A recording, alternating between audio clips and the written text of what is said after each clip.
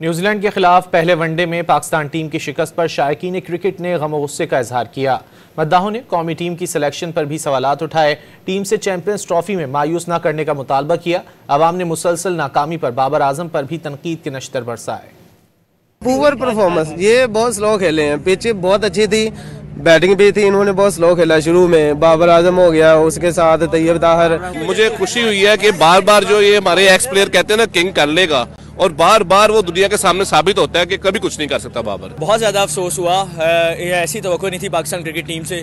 Unfortunately हम पिछले कुछ अरसे से अपनी होम ग्राउंड में ना पुअर परफॉर्मेंस देते आ रहे हैं। बस कर दो यार बाबर आजम को, बस कर दो मोहम्मद रिजवान को। अभी क्या कहेंगे, इन्होंने किस बेस पे खुशदिल शाह को सिलेक्ट किया है? बीपीएल की बेस पे खुशदिल शाह को सिलेक्ट कर रहे हैं। आज वो पहले नंबर पे बाबर आजम को ओपनर नहीं आना चाहिए। बाबर आजम का जो नंबर है उसको उसी के नंबर पे खेलना चाहिए। One down. पुअर परफॉर्मेंस, ये बहुत स्लो खेले हैं। पिच बहुत अच्छी थी, बैटिंग भी थी, इन्होंने बहुत स्लो खेला। शुरू में बाबर आजम हो गया, उसके साथ तैयब ताहिर। मुझे खुशी हुई है कि बार बार जो ये हमारे एक्स प्लेयर कहते हैं ना किंग कर लेगा, और बार बार वो दुनिया के सामने साबित होता है कि कभी कुछ नहीं कर सकता बाबर। बहुत ज़्यादा अफसोस हुआ, ये ऐसी तवक्को नहीं थी पाकिस्तान क्रिकेट टीम से।